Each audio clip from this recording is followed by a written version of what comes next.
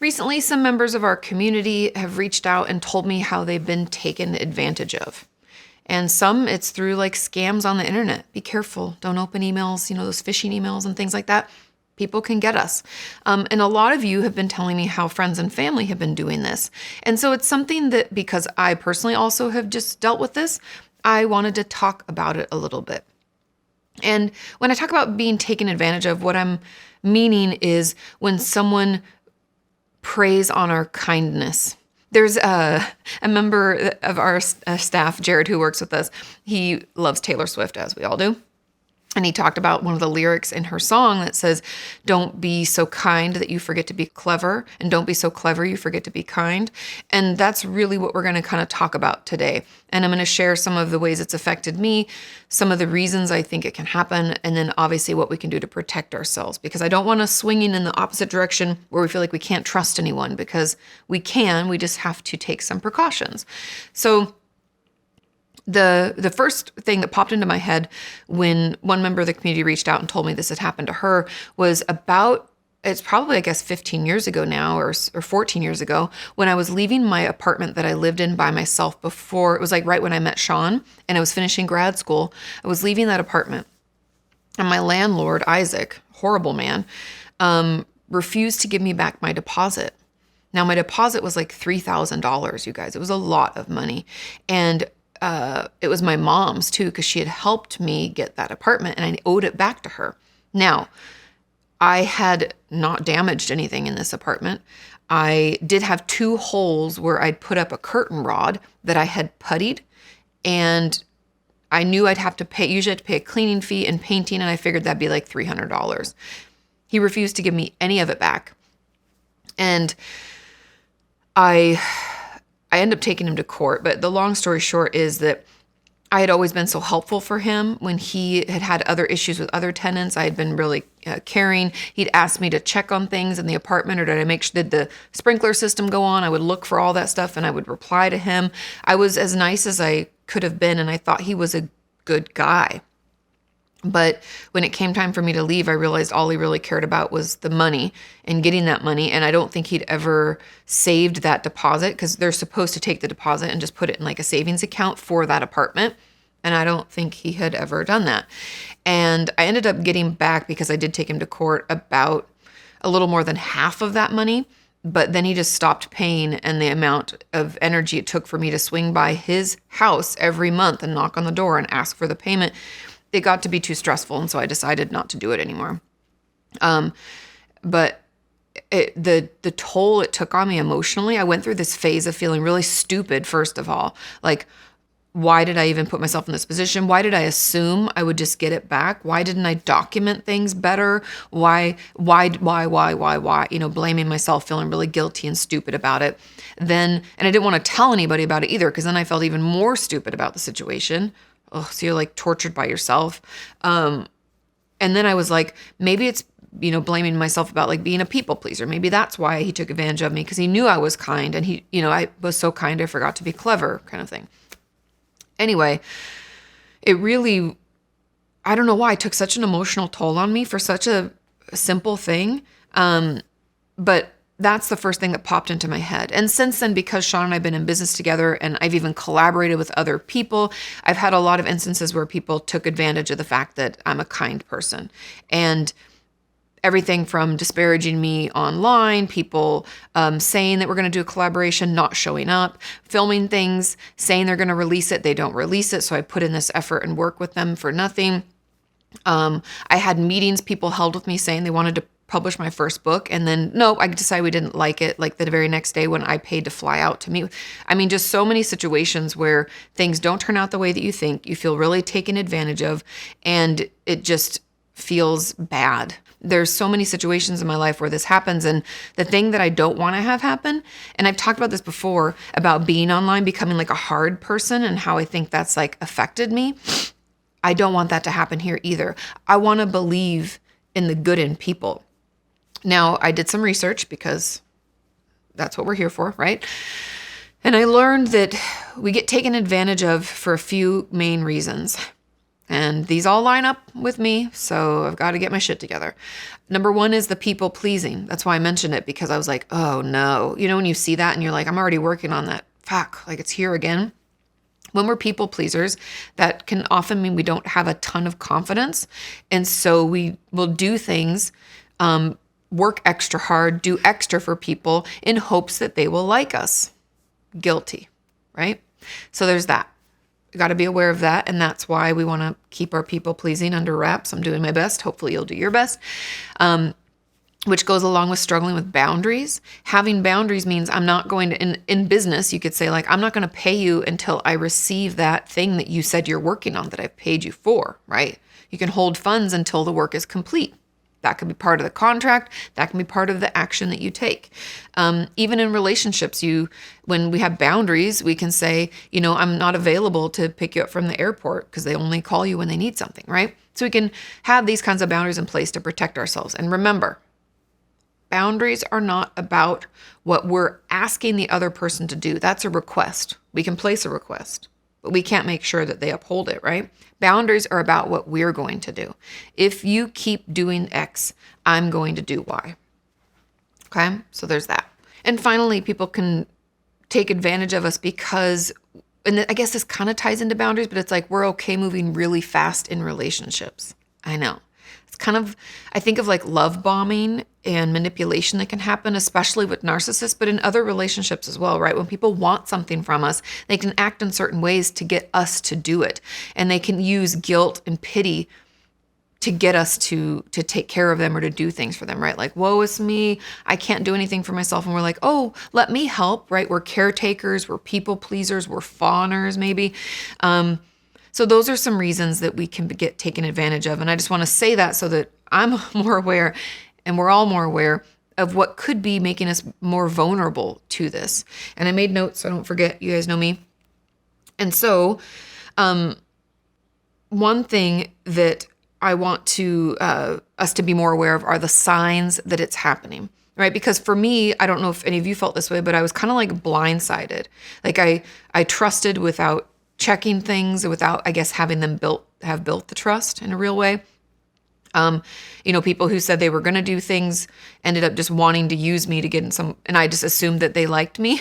Maybe because, you hope that they do. So there's a lot of things where I feel like I like set myself up for it and was like shocked and really hurt when I realized that they just wanted to take and they got what they needed and now they're not available. Do you know what I mean? It's like those friendships you think are like friends, and then until when they don't need anything else from you, then they don't pick up anymore. And it's really sad, right? And it's hard and we have to like grieve it. But signs to know it's happening so we can catch on earlier. People in our lives who ask for money and favors a lot and there's never any return. Now, if your relationship is very new, this shouldn't really be happening like at all. I know that sounds kind of crazy and some of you are like, well, there are extenuating circumstances. Sure. Someone in our life who we've known for maybe a couple months might say like, hey, could you spot me $50 for this? Or hey, do you mind paying for my parking? I forgot my credit card or whatever. They're small little things. That's very, very, very, very rare. And everybody has Venmo or Cash App. They can pay you back right away. There's no reason for us to be doing all this stuff. And you shouldn't have a brand new friend ask you to help them move, pick up from the airport, watch their child or dog. That's moving too fast. It's too much. It's potential that we're being taken advantage of. So keep your wits about you. These don't mean for sure it's happening, but it's just something to be aware of. Okay. So the favors and money.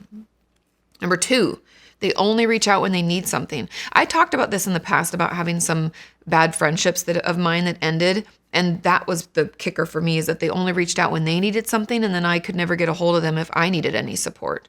And this can happen at any stage and in any type of relationship, right? It could be someone at work who only calls you or emails you or texts you when they need help on a project, but they're never there when you need help on a project, right? It can happen in so many facets. And so if you find someone's asking for favors and only reaching out when they need something, be aware and maybe don't be available or say no sometimes when you can't, right? If we're not available, we don't have to make ourselves available. We don't have to double book ourselves. That one quote that I love so much, we don't have to light ourselves on fire to keep someone else warm. Just remember that. Number 3, they're never there when you need them for something. That's kind of the flip side of the last one.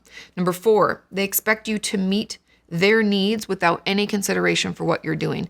I find in the relationships I've had, I end up doing more and meeting that, like in the example of, let's say, the collaborations where people then just never release the videos and we did all this work together and they're like, I don't know what happened.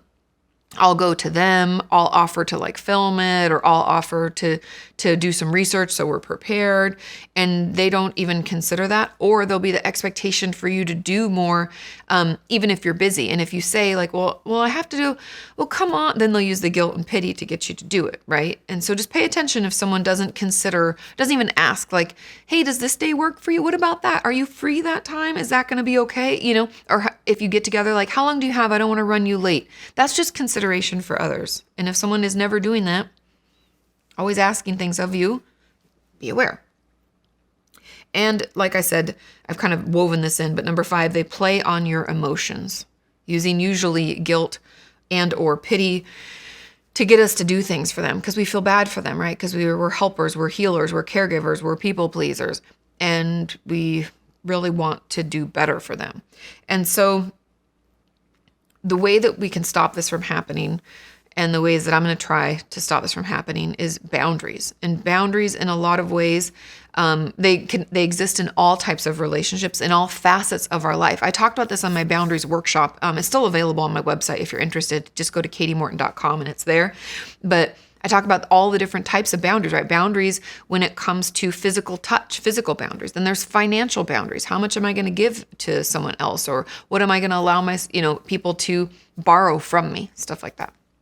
And there's a ton of different types of boundaries, and it helps for us to check in on those because you never know where this person might try to, I don't want to use the word attack because it's not like they're attacking, but where someone might see us being the most vulnerable to be taken advantage of. And so we should be aware.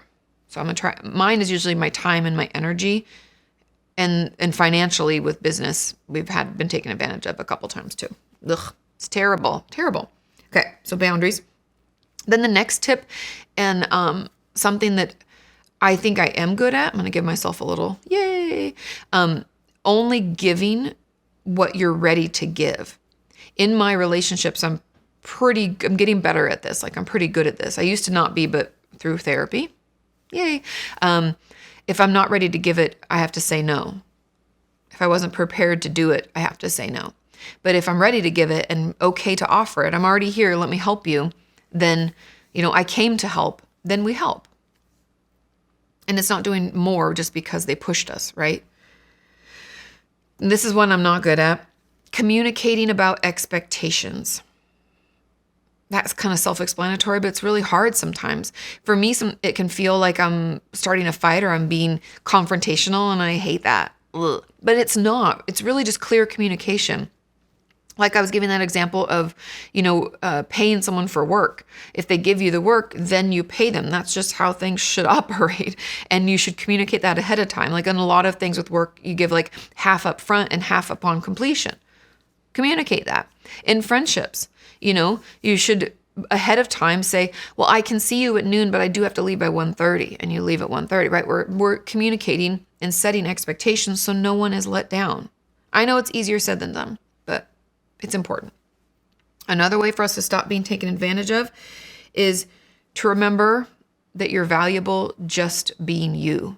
You don't have to earn a relationship. You don't have to earn someone else taking the time to help you out, right? Relationships are give and take. So there are going to be times where you give, but you shouldn't feel like you can't ask for something. You can't set a boundary if you haven't earned it. I know I have a tough time feeling okay taking up space, feeling like it's okay for me to be somewhere, feeling like it's okay for me to like be in the way. Like when I go to grocery stores and stuff, I've talked about this off and on, like apologizing for being in the space that we're all supposed to be in. Know that it's okay to be in a relationship and for people to care about you and to show up for you and support you. And you don't have to earn it. Because the thing, and I know some of you might be thinking, but it is give and take, so you have to give. The reason I'm mentioning it here is those of us who tend to be more people pleasing, people who get taken advantage of, we tend to over earn, meaning we feel like we can never do enough to pay people back. We can say thank you over and over and over and send tons of gifts and do all this stuff because we always feel like we're putting people out. I'm just here to tell you that you have every right to accept love and support, and you are worth it. Okay? I think that's all I had. I think that for me, the process, it just sucks. I think this whole thing, being taken advantage of, sucks. And I think there are some ways that I definitely have made myself more vulnerable. Hopefully you were able to see some of the ways maybe you've been making yourself more vulnerable. But overall, we need to understand together that being kind doesn't mean we're stupid, right? We still know, don't mistake my kindness for me being easy to manipulate. And the more we can kind of protect ourselves from manipulation, I think the better. And again, that doesn't mean we can't trust people. I think moving slowly in relationships is another way to protect ourselves, right? People who want to move quick and ask for things right away, that's a huge red flag in a lot of areas. I've talked about it when it relates to narcissism and other toxic relationships, but that's what can happen here. And that's how we can find ourselves, how I found myself, in some situations where we get taken advantage of. And overall, boundaries are healthy, communication is healthy, and it's okay to take your time and to not be available when you're not available. Anyway, I hope that was helpful. It's just something I've been dealing with recently and something I've dealt with throughout my life. I'm trying to get better at it. Please share any tips and tricks and things that have worked for you in the comments down below. That could be really helpful for me and for other people in our community. Have a great rest of your day, and I'll see you next time.